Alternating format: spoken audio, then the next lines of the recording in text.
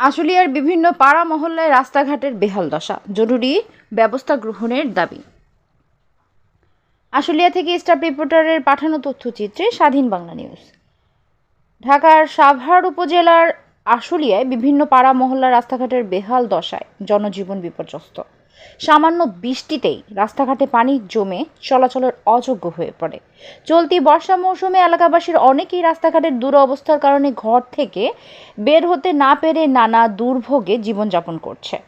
আসলে বিভিন্ন মহল্লায় ঘুরে জানা গেছে, ভাদাইল বাজার পকেট গেট থেকে নতুন ইপিজেড হয়ে দক্ষিণপাড়া কাঁঠালতলা ফকিরবাড়ি রোডটি জামগড়া মহাসড়কে সংযুক্ত হয়েছে, কিন্তু গত কয়েকদিনের বৃষ্টিতে রোডটি কাদা ও বিভিন্ন জায়গায় খাল খন্দে নদীর ন্যায় রূপান্তরিত হয়েছে, যা এলাকাবাসীর চরম দুর্ভোগের কারণ হয়ে পড়েছে।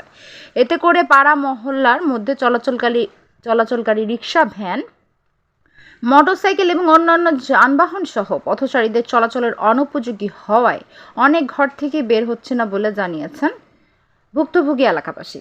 নাম জানাতে অনিচ্ছুক কিছু এলাকাবাসী বলেন, এই মহল্লায় বিগত সরকারের আমলে রাস্তাঘাটের কোনো উন্নয়ন হয়নি এবং কোনো উন্নয়নের ছোঁয়া লাগেনি। দীর্ঘদিন ধরে আমরা অসুবিধা ভোগ করে আসছি। বর্ষাকাল আসলেই মহল্লায় রাস্তাঘাটের এই দুরবস্থা নেমে আসে এবং আমরা অসহায় হয়ে পড়ি।